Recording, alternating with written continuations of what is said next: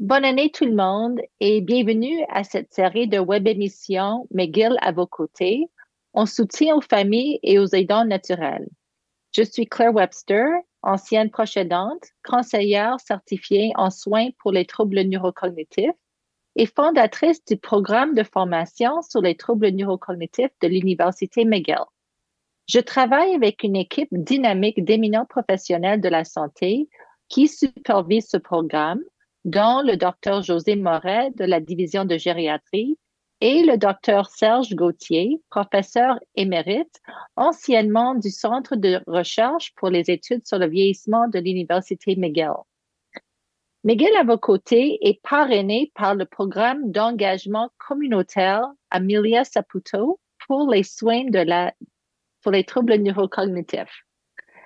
Le programme de formation sur les troubles neurocognitifs de McGill offre une gamme complète de ressources gratuites pour éduquer et soutenir les personnes atteintes de troubles neurocognitifs, les proches aidants, les professionnels de la santé, les étudiants en médecine, ainsi que le grand public.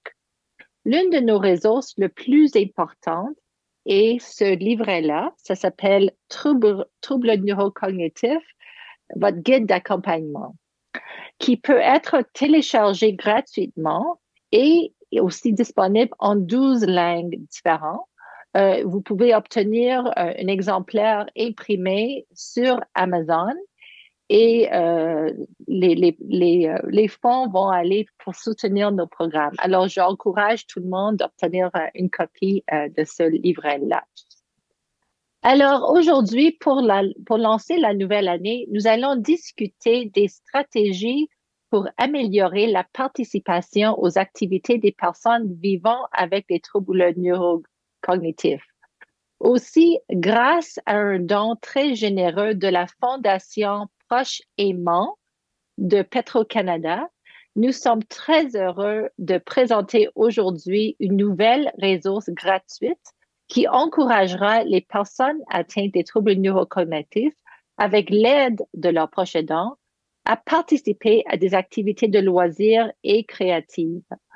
Mon collègue, la professeure Marie-Ève Bolduc, est ici avec moi pour expliquer pourquoi c'est important et comment cela a vu le jour. Professeur Bolduc est professeure adjointe à l'École de physiothérapie et d'ergothérapie de l'Université McGill. Ses intérêts de recherche touchent particulièrement les troubles d'origine cérébraux, les troubles développementaux et l'enseignement par simulation. Forte de son expérience d'ergothérapeute, de responsable de programme et d'éducatrice en simulation, elle participe depuis 2019 à l'élaboration de matériel de formation sur les troubles neurocognitifs majeurs au sein du programme de formation pour notre programme à McGill. Pendant la pandémie, Madame Bolduc a supervisé la création par 4 de ses étudiants d'un livret d'activités à l'intention des proches aidants des personnes atteintes de troubles neurocognitifs.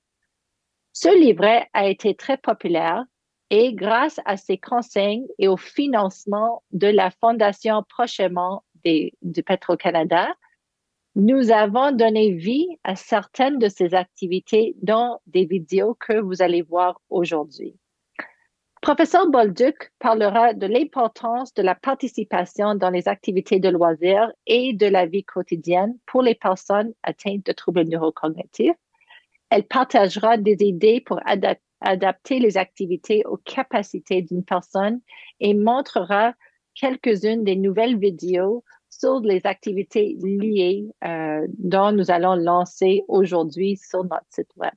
Bienvenue à McGill à vos côtés. Merci, Claire.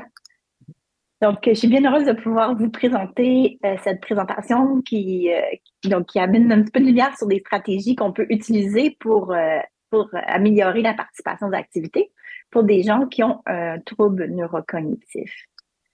Donc, ce que je veux faire comme plan aujourd'hui dans cette présentation, c'est que je veux d'abord vous parler un petit peu de l'ergothérapie parce que c'est souvent une profession qui est peu connue. Ensuite, je vais vous expliquer un peu l'importance, donc pourquoi c'est si important de participer à des activités pour les personnes qui sont atteintes de troubles neurocognitifs, mais aussi pour leurs partenaires de soins. Ensuite, on va vous proposer quelques stratégies pour adapter les activités aux capacités de la personne. Puis, je vais terminer, comme Claire le mentionnait, en présentant quelques ressources qu'on a développées pour vous aider à trouver et à adapter des activités. Donc, dans la présentation, j'utilise le terme trouble neurocognitif. Vous avez peut-être aussi entendu le trouble de démence. Donc, en recherche et au niveau des nouvelles, des approches au niveau des soins de santé, souvent on va utiliser plus le terme trouble neurocognitif. Donc, c'est pour ça que c'est ce qu'on va utiliser aujourd'hui. Donc, qu'est-ce qu'une ergothérapeute ou un ergothérapeute? C'est un ou une professionnelle de la santé qui va travailler dans plusieurs milieux. Donc, ça peut être au domicile de la personne, ça peut être dans la communauté, donc dans différents organismes, dans des institutions comme des hôpitaux. Ça peut être aussi dans l'industrie ou le commerce. À ce moment-là, souvent, on va aller en termes de prévention ou de modification des pratiques ou même au sein du gouvernement. Donc, en ergothérapie, on travaille aussi avec plusieurs types de problématiques ou de difficultés.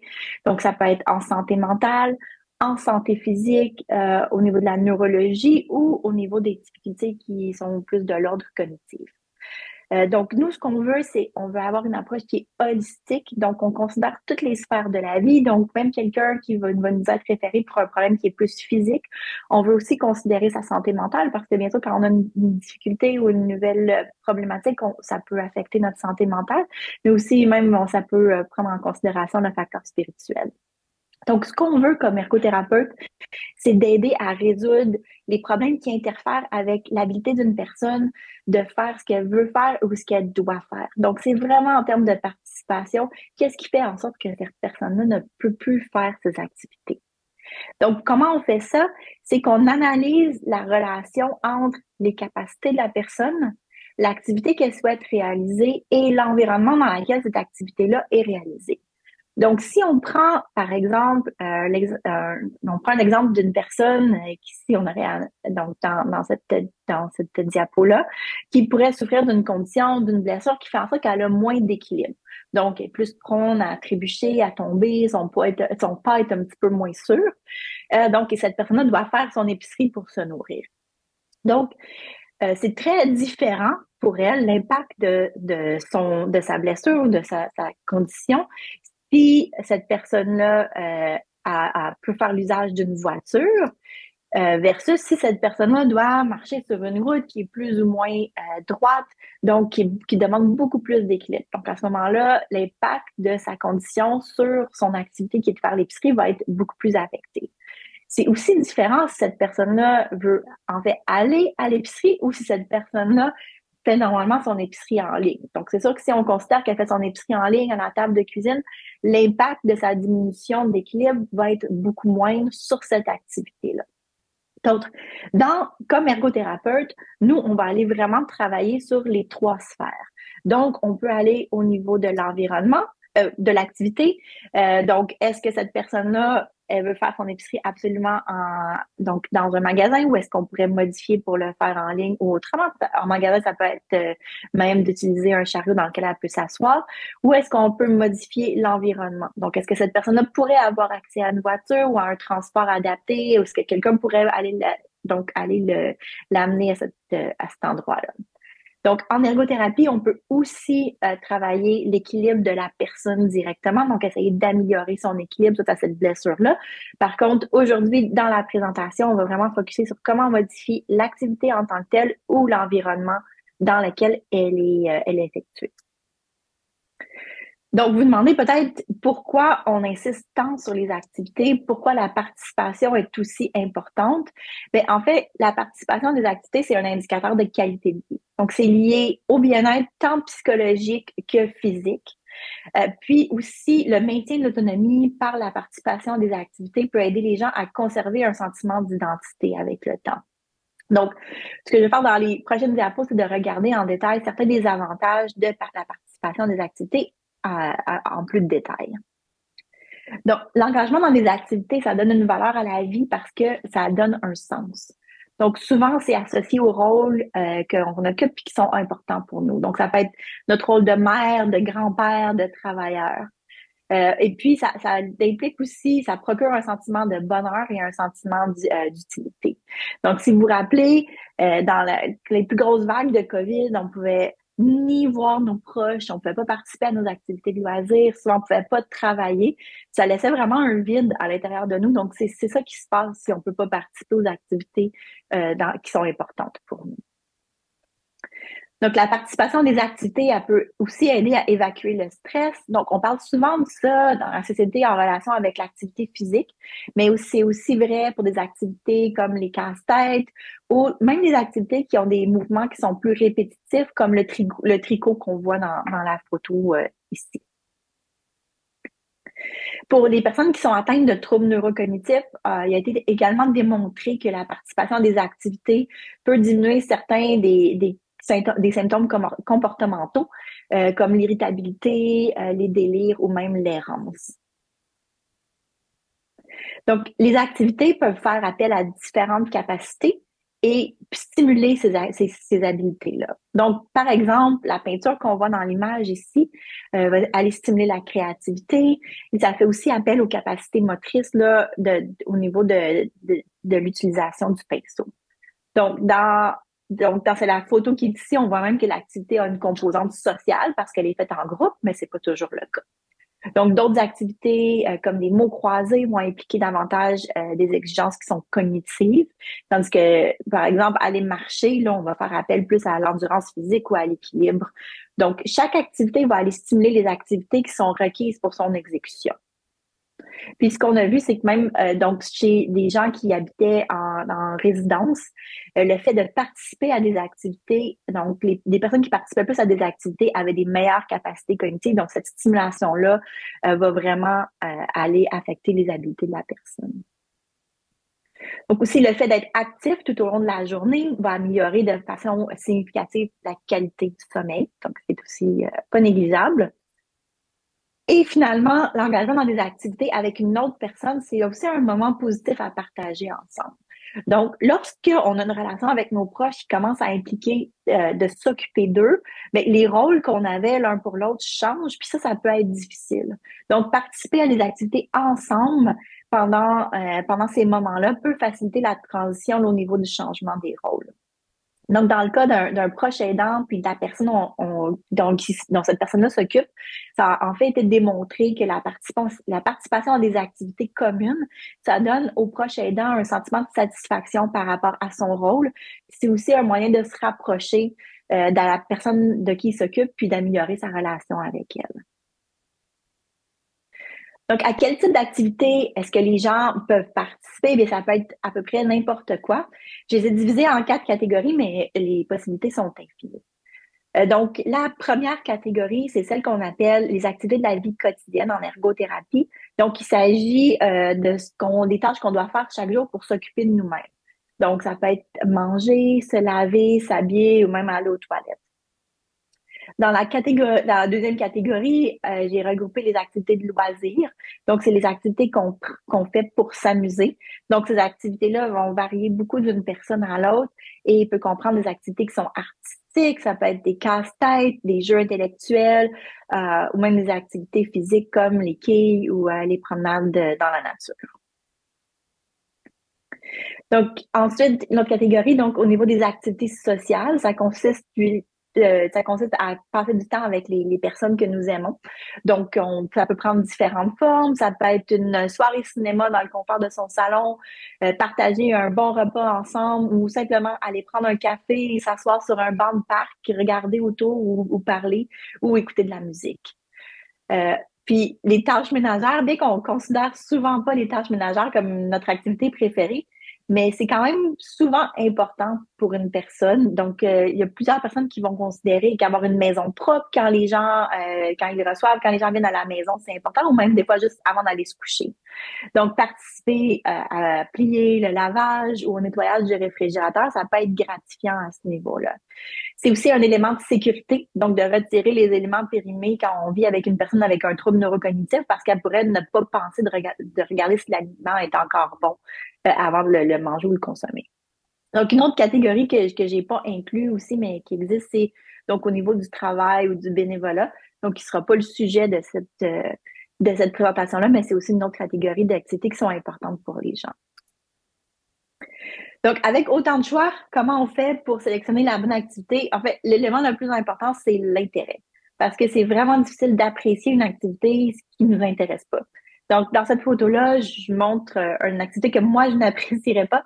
Donc, j'ai vraiment une part bleue des hauteurs. Donc, ce pont-là qui pourrait bouger au gré du vent, qui est situé très, très haut, c'est pas une activité que j'apprécierais. Mais une promenade dans la forêt qui est de l'autre côté, sans avoir à traverser le pont, tout à fait quelque chose que pour moi qui serait intéressant. Donc, donc pensez à l'intérêt de la personne, mais n'oubliez pas que les centres d'intérêt peuvent aussi changer avec le temps. Donc, on peut se désintéresser des choses qu'on aimait dans le passé, mais aussi on peut découvrir des nouveaux centres d'intérêt lorsqu'on est exposé à des nouvelles activités. Donc, vous pouvez, donc avec la personne dont vous prenez soin, vous pouvez essayer des nouvelles choses, vous proposer des nouvelles activités, des nouvelles idées.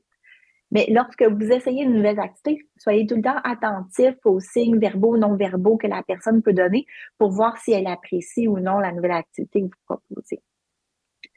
Donc, en ergothérapie, on appelle les activités qui sont importantes pour nous des activités significatives. Puis c'est elles qui vont avoir un impact positif sur la personne qui les pratique. Pensez juste à comment le temps passe vite quand vous faites quelque chose que vous aimez ou le sentiment d'accomplissement que vous éprouvez lorsque vous faites une tâche que ça fait longtemps que vous deviez faire. Donc ça, c'est important pour tout le monde et à tous les stades de la vie. Donc, ce que je vous encourage maintenant à faire, c'est à prendre juste quelques secondes pour penser à quelles activités sont importantes pour vous et pour la personne de qui vous vous occupez.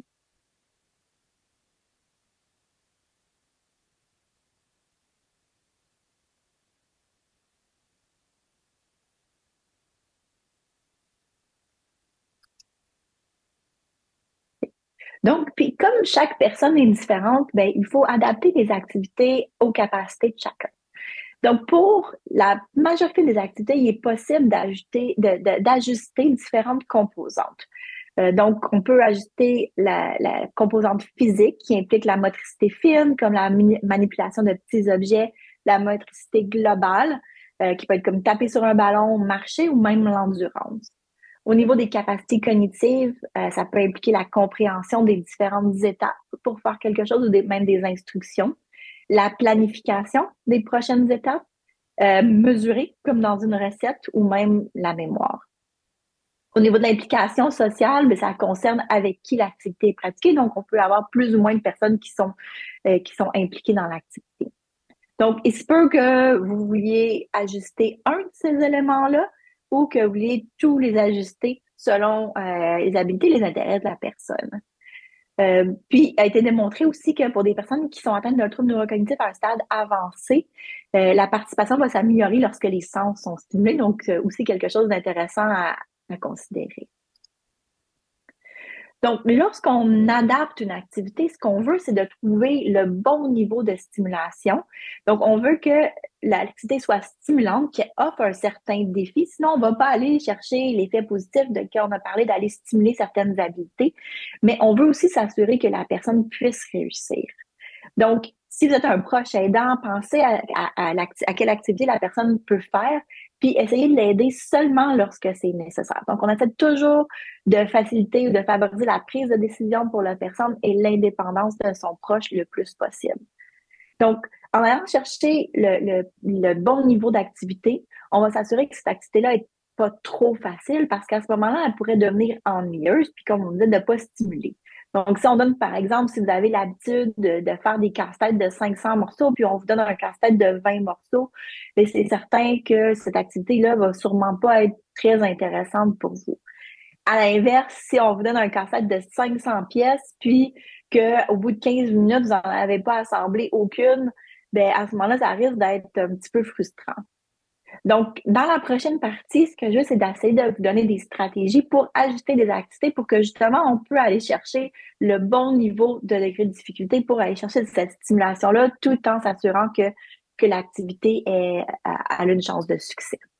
Donc, je vais passer par quelques activités spécifiques. Donc, vous pouvez prendre ces stratégies-là, les appliquer à d'autres activités ou même peut-être penser à avoir des idées de comment vous allez pouvoir inventer ou créer vos propres stratégies. Donc, dans cette section-là, chaque diapositive va avoir le nom de l'activité qui est en haut à gauche. Puis ensuite, en bas ici, on va avoir quelles compétences là, on discute. Donc, ça au niveau physique ou cognitif. Donc, ça va être cette compétence-là qu'on va adapter. Donc, ici, on va parler des repas parce que manger, bon, c'est essentiel, mais ça peut vraiment s'avérer plus difficile lorsque les capacités physiques sont affectées par un trouble neurocognitif. Mais heureusement, il existe une grande variété d'ustensiles et de vaisselles adaptées qui peuvent être utiles à l'heure des repas. Donc, ici, on a des ustensiles avec un plus gros manche.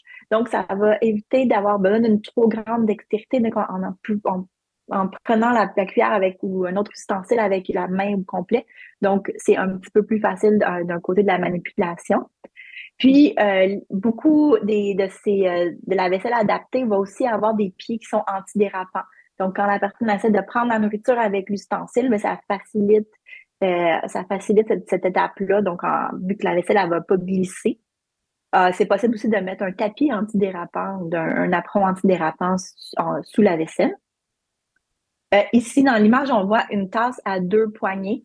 Donc, celle-là elle a même un bec, donc qui facilite encore là éviter que le liquide tombe. Mais avec les 2 poignées, donc ce qu'on va faire, ça va augmenter la stabilité lorsqu'on lève la tasse pour l'amener à la bouche, donc réduire là, le risque qu'il y ait un petit dégât. Puis, donc, la vaisselle aussi adaptée que vous voyez ici, là, elle est dotée de rebords qui fait en sorte, là, comme on voit avec la cuillère ici, que ça va être plus facile d'aller chercher les aliments sur le côté.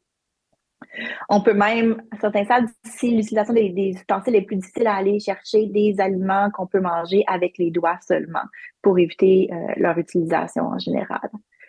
Quand il y a des difficultés motrices, ben, c'est presque certain qu'il va y avoir des dégâts. Donc, il existe maintenant là, des bavoirs qui ont l'air pratiquement des foulards, donc qui sont plus à la mode. Il y a d'autres outils aussi, puis qui fait que ces moments-là sont moins difficiles pour tout le monde. En règle générale aussi, adapter, donc en coupant les aliments en plus petites bouchées, ça va être plus facile tant au niveau moteur qu'au niveau pour l'ingestion.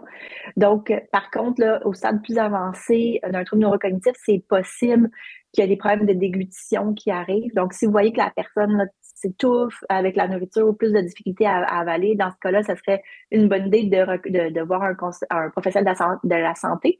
Des fois, les textures peuvent être modifiées pour faciliter cette étape-là. Bon, donc la préparation des repas, ça peut aussi être un moment agréable à partager ensemble. D'un point de vue cognitif, c'est sûr que si on fait le repas au complet, ça peut être plus difficile, mais les personnes peuvent être impliquées dans différentes étapes aussi simples ou aussi complexes là, selon leur capacité. Donc, pour les personnes qui sont atteintes d'un trouble neurocognitif, il y a différents symptômes qui peuvent affecter leur capacité à participer en toute sécurité à la préparation des repas. Donc, en raison d'une baisse d'attention, on peut oublier d'éteindre la cuisinière. Au niveau de la pensée abstraite, ben, au niveau de la mesure pour certains ingrédients, ça peut être plus difficile aussi. Donc, il est possible qu'on dans la photo ici de superviser ces étapes-là. Donc, si ça implique la cuisinière ou des outils plus coupants, ou d'oublier la cuisinière et faire des recettes comme des salades ou des sandwichs qui ne nécessitent pas de cuisson. Ici, au niveau pour mettre la table, ben, on a des napperons qui vont donner des indices à la personne sur où les éléments doivent être disposés. Donc, ça peut être quelque chose qui est intéressant aussi pour faciliter cette activité-là.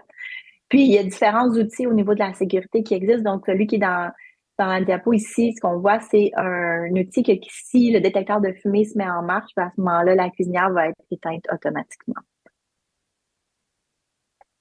Donc, au niveau du bain, c'est aussi une activité qu'on veut que la personne puisse participer autant qu'elle peut. Donc, si l'équilibre ou l'endurance sont limités, on peut utiliser un banc de douche qui peut être très utile. Il existe plusieurs modèles, donc certains qui sont directement dans le bain ou la douche, certains qui vont par-dessus, donc qui permettent de rentrer de façon différente. Donc, encore là, si vous avez un besoin pour choisir le bon banc, je vous conseille de consulter avec un ergothérapeute pour voir lequel correspond le mieux à vos besoins. L'installation de barres d'appui aussi peut accroître la sécurité pendant le bain parce on peut, on peut la tenir s'il y a un manque d'équilibre ou si on est plus fatigué.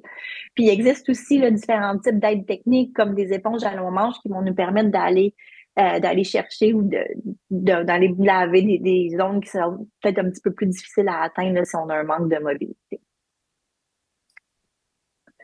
Puis pour éviter des comportements plus difficiles lors du bain pour les personnes qui ont un trouble neurocognitif, ce qu'on veut, c'est d'essayer le plus possible de maintenir la routine de la personne. Donc, on pense quand est-ce que cette personne-là se lave d'habitude. Donc, est-ce que c'est plus le matin, le soir? On va essayer de garder ça. Est-ce qu'elle utilise le douche, la baignoire? Est-ce que cette personne-là aime son eau plus tiède, chaude, un petit peu plus froide? Donc d'essayer de reproduire à quoi la personne est habituée. Donc, on veut essayer de créer un moment, une atmosphère qui est détendue, comme on voit dans la photo ici en bas. Donc, pas nécessairement les grosses lumières, quelque chose qui est aussi un peu plus chaud. Là. Donc, on fait ça que la salle de bain elle soit agréable, surtout que la personne va être dévêtue. Puis, on veut le plus possible placer une serviette sur le corps pour protéger l'intimité de la personne, surtout s'il y a une autre personne qui est présente pendant le bain. Puis, vraiment encourager la personne à faire tout ce qu'elle peut par elle-même. Donc, on peut guider les prochaines étapes avec des instructions verbales ou avec des gestes ou en pointant vers les différents outils que la personne doit utiliser. Si les capacités de la personne sont plus limitées, à ce moment-là, on peut mettre votre main sur sa main pour la laver. Comme ça donne un petit peu plus, ça permet de garder plus d'intimité pour cette personne-là. Donc, s'habiller peut aussi être difficile lorsque la mobilité est affectée ou si on ne peut pas bouger le corps aussi facilement dans l'espace.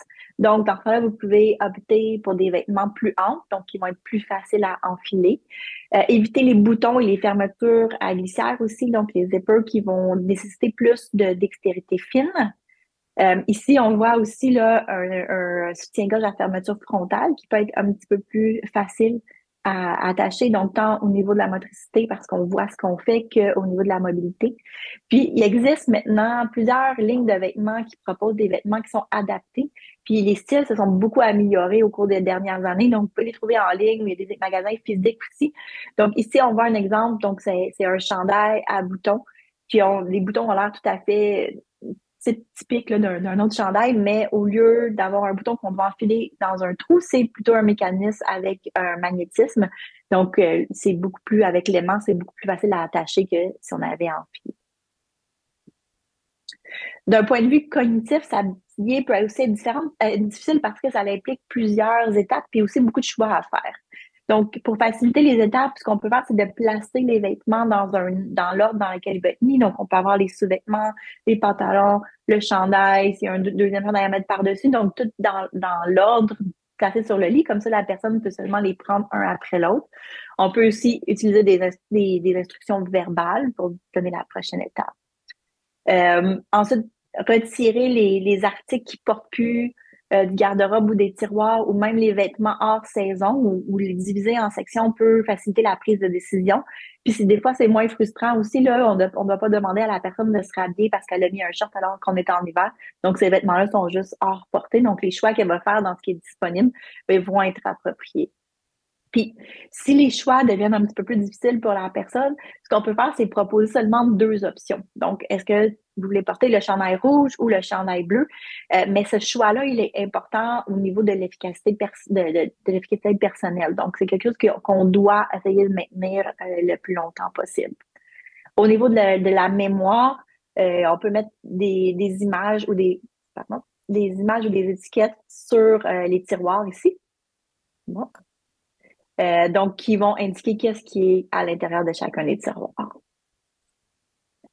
Au niveau des loisirs, bien, c'est certain que dépendamment des intérêts de la personne, les adaptations vont varier en fonction de l'activité.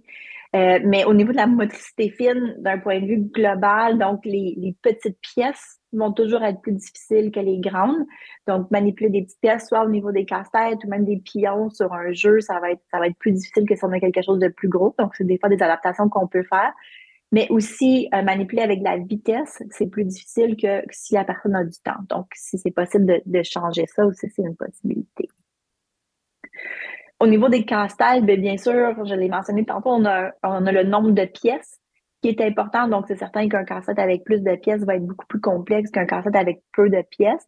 Par contre, il y a d'autres choses aussi à considérer comme les contrastes. Donc, si on pense ici là aux pièces qui constituent le ciel dans ce casse-tête-là, ça va être beaucoup plus difficile à assembler que ici les oiseaux qui sont de différentes couleurs. Donc, une autre chose à prendre en considération.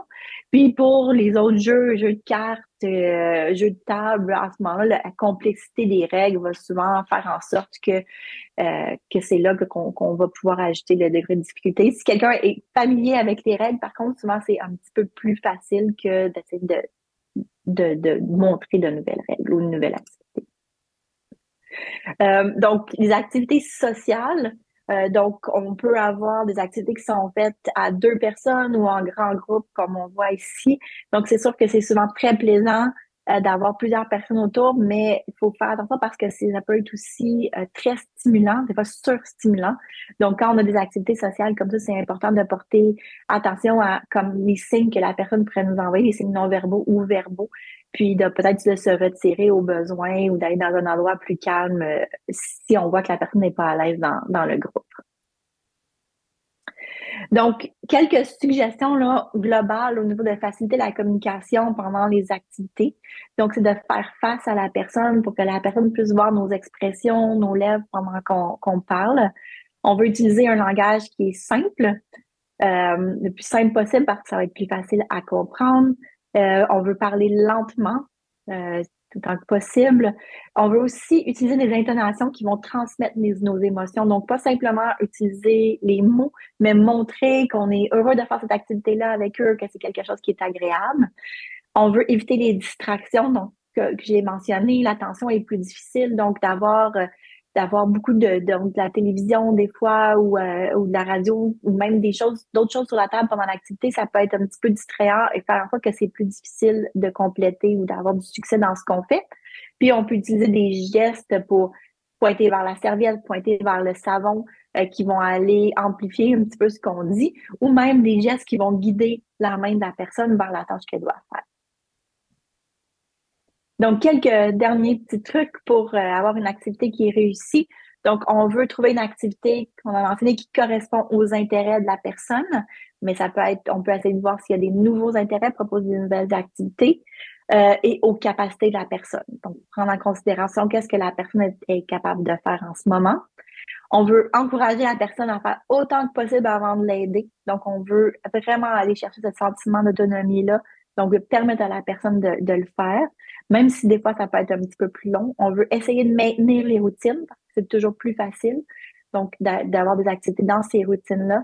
On veut penser au niveau d'énergie. Donc, si la personne qu'on s'occupe a souvent une baisse d'énergie après le dîner, mais c'est pas là qu'on veut nécessairement introduire notre belle nouvelle activité. Donc, on va aller chercher un moment qui est plus propice pour cette personne-là. Mais surtout, donc, on veut mettre l'accent sur ce que la personne peut faire. Donc ça, on appelle ça une approche sur les forces en ergothérapie. Donc, qu'est-ce que la personne peut faire aujourd'hui? C'est quoi ses capacités actuelles? Donc, on ne veut pas aller penser à ce que la personne faisait il y a 1 an ou même ce que la personne faisait hier parce que les habiletés peuvent varier d'une journée à l'autre. Qu'est-ce que la personne peut faire aujourd'hui? Quelle est l'activité qui est possible pour cette personne-là?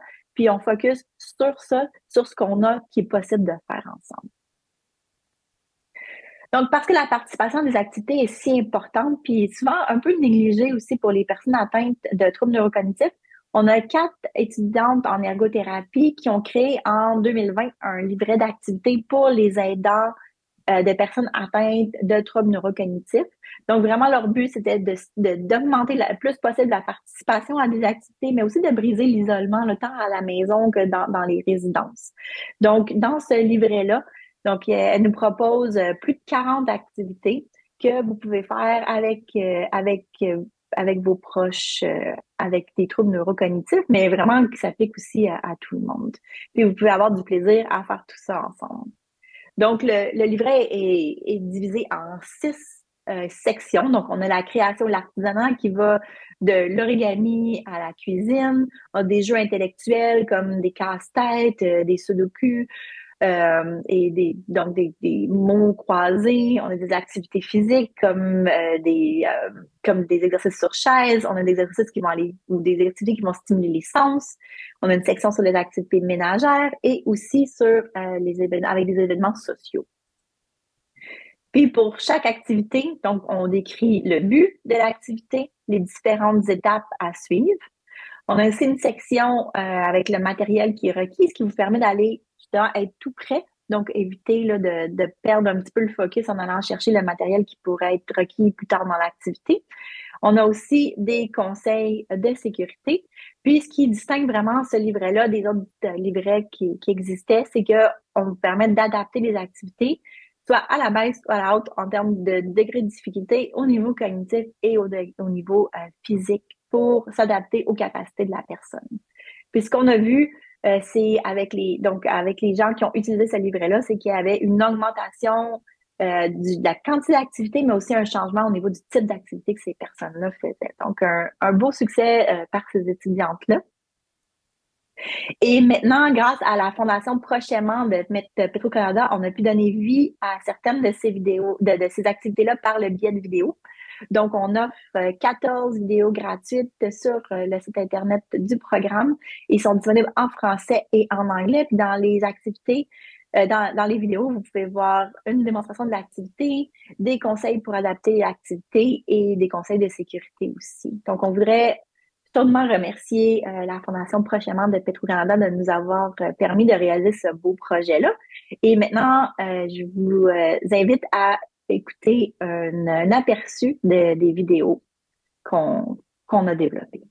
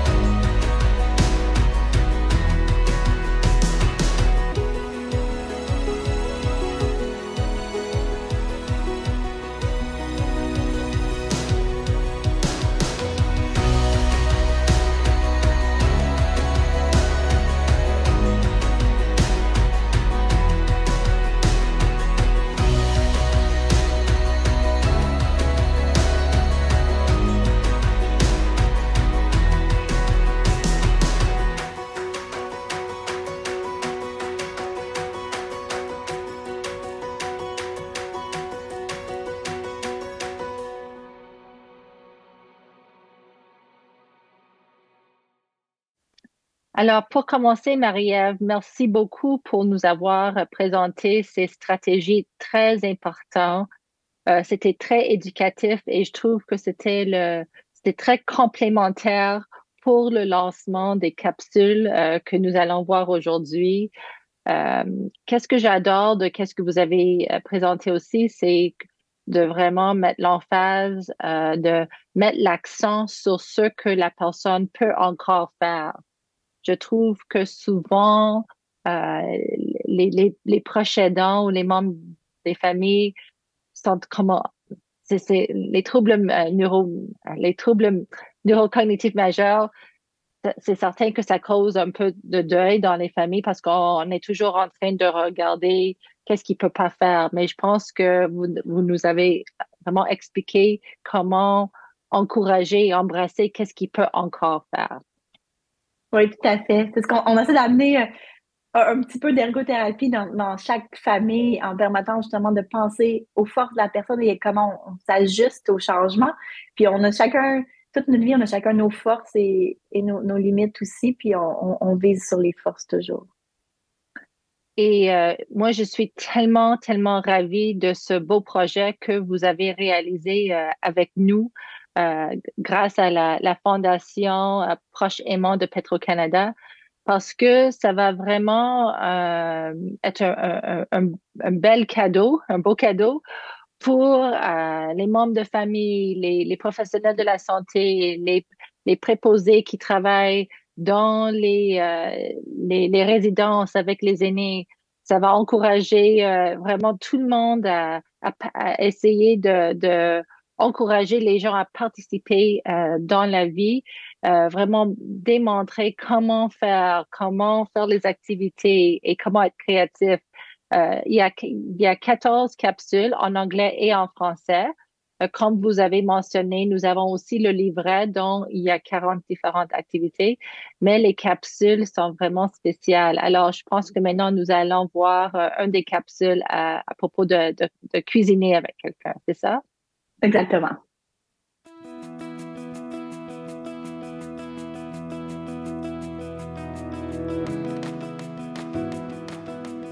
La cuisine est l'endroit idéal pour socialiser, stimuler tous les sens et offrir à la personne atteinte de troubles neurocognitifs un objectif réalisable et délicieux. Voici les termes qui seront utilisés dans cette vidéo. Veuillez consulter le glossaire pour les définitions complètes. Tout au long de l'activité, vous verrez apparaître ces icônes. Nous les utiliserons pour vous donner des conseils, des indications de difficulté et des consignes de sécurité. Prêtez une attention particulière à ce symbole de sécurité. Nous avons inclus de nombreux conseils utiles pour vous aider à réduire les risques ou les accidents. Vous pouvez aussi consulter tous les conseils dans notre liste de consignes de sécurité. Les consignes de sécurité et le glossaire sont disponibles sur le site Internet du programme de formation sur les troubles neurocognitifs de l'Université McGill, où vous pouvez également télécharger une copie du livret d'activité. Ce curseur apparaît pour montrer comment varier la difficulté de l'activité. Plus c'est pâle, plus c'est facile. Plus c'est foncé, plus c'est difficile.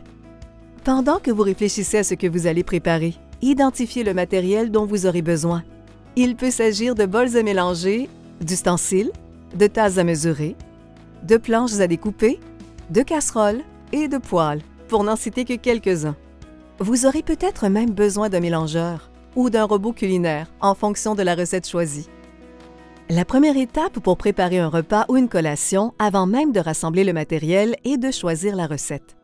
Selon le stade du trouble neurocognitif de la personne atteinte, vous pouvez soit en parler avec elle, soit choisir une recette que vous savez qu'elle aimera.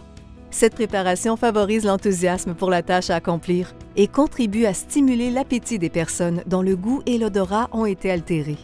N'oubliez pas de consulter le livret d'activités pour plus d'idées et de recettes. Faites attention!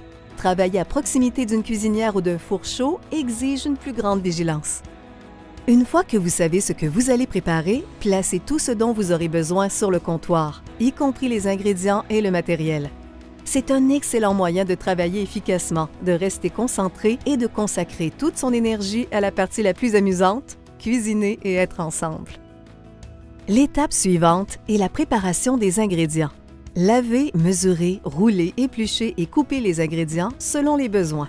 La personne atteinte de troubles neurocognitifs peut participer à l'une ou l'autre de ces étapes, ou même à toutes. Soyez prêt à vous adapter si c'est nécessaire. Vous pouvez vous ajuster en lui donnant les ingrédients que vous avez préparés ou mesurés et en la chargeant de les mélanger. Si vous le souhaitez, vous pouvez utiliser des ingrédients congelés ou déjà coupés. Vous avez besoin d'un plus grand défi? La personne dont vous vous occupez peut préparer un repas complet. Restez à ses côtés pour la superviser et jouer le rôle d'assistant. Encouragez-la tout en restant vigilant. Des dégâts, ça arrive. Essuyez-les immédiatement pour éviter les chutes. Il est maintenant temps d'assembler ou de cuisiner votre repas. Si la personne a du mal à se concentrer ce jour-là ou si elle est au stade intermédiaire des troubles neurocognitifs, vous pouvez quand même passer du temps ensemble dans la cuisine. Faites-la participer aux étapes qu'elle est capable de faire. Ou alors, oubliez la cuisson. Choisissez une recette qui se prépare vite et qui ne nécessite pas la cuisinière, comme l'assemblage de fromage et de craquelins sur une assiette. Une personne à un stade plus avancé de troubles neurocognitifs peut encore aimer être dans la cuisine avec vous. En vous regardant préparer le repas, en le goûtant pendant la préparation et en appréciant les odeurs, elle a le sentiment de faire partie de l'activité. Peu importe ce que vous préparez, la sécurité dans la cuisine est importante pour tout le monde, mais surtout pour les personnes atteintes de troubles neurocognitifs. On arrive enfin à la meilleure partie. Partager un délicieux repas ensemble. Cuisiner ensemble est un moyen idéal de tisser des liens et de socialiser. Peu d'activités sollicitent autant les 5 sens que la cuisine. Et en prime, utiliser ses mains est un excellent moyen de faire travailler la motricité fine et la dextérité.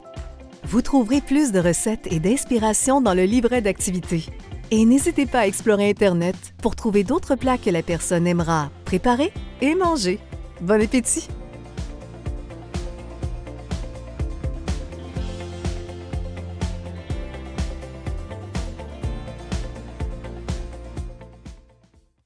Alors, j'espère que tout le monde avait apprécié ce vidéo. Je l'ai trouvé très émouvant, très spécial et comme nous avons mentionné, il y a 14 capsules comme cela. Pour dire que je suis une actrice pendant une des vidéos. Je participe dans la vidéo pour comment faire l'exercice à la maison. Alors, c'est la première fois que je fais un début de film moi-même. Alors, qu'est-ce qui est important, c'est que j'aimerais montrer à tout le monde comment accéder, avoir accès à ces capsules. Alors, si vous allez sur notre site web, mcgill.ca Dementia, alors vous allez dans cette section-là et là, vous allez trouver tous les ressources gratuits ainsi que d'autres web émissions de McGill à vos côtés. Nous avons plus d'une centaine de web émissions. Vous allez être capable aussi de télécharger le livret dans le guide d'accompagnement que j'ai mentionné au début de cette web émission. Et là, vous allez dans la section pour avoir les capsules qui s'appellent ressources. Alors, dans la section de ressources, vous avez juste aller ici et voir le livret d'activités et capsules vidéo. Alors, c'est ça. Vous allez être capable d'accéder aux ressources ici. Et aussi, je voulais juste mentionner que nous avons des groupes de soutien. Nous avons une collaboration avec la Société Alzheimer de Montréal et nous avons plusieurs ressources aussi pour les jeunes aidants. Alors, s'il vous plaît, prenez le temps de visiter notre site pour avoir accès à tous nos ressources. Alors, pour terminer, Marie-Ève, j'aimerais vous remercier encore de votre bel effort pour nous aider à réaliser ce projet. Vous et votre équipe, c'était vraiment c'était un gros travail, n'est-ce pas? Oui, mais ça a été un plaisir de participer. C'est tellement un beau projet je pense qu'il va pouvoir vraiment toucher les gens qui ont à faire face aux troubles neurocognitifs. Puis merci à vous, Claire, d'avoir pu permettre que ce projet-là vive. Et merci beaucoup et aussi un très gros merci encore à la Fondation prochainement de Petro-Canada pour nous avoir permis de réaliser ce cadeau à plusieurs personnes qui vont vraiment bénéficier de ces activités-là. Alors, cette web émission est une initiative du programme de formation sur les troubles neurocognitifs de McGill qui est financé par des dons privés. Alors, si vous voulez faire un don à notre programme ou pour en savoir plus sur nos ressources, s'il vous plaît, rendez-vous à mcgill.ca /démence. Et aussi, s'il vous plaît, inscrivez-vous à notre infolettre. Comme ça, vous allez toujours être au courant de nos ressources et nos programmes importants. Vous pouvez vous inscrire sur notre site web ou vous pouvez nous envoyer un courriel à dementia@mcgill.ca. Alors, merci beaucoup tout le monde et bonne année encore.